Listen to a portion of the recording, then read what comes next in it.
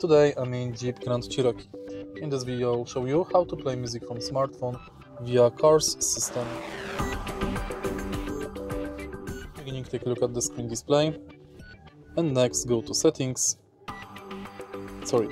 Go to phone, make sure that your phone is connected with the car, and go to radio. Now enter audio. If audio is not available here go to apps and find media.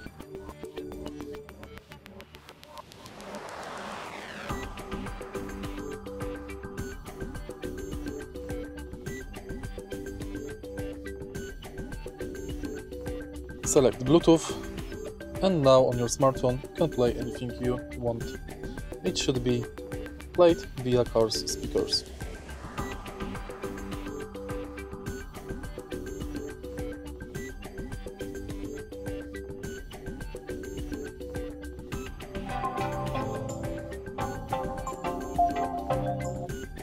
If you find this video helpful, please leave a like, comment and subscribe.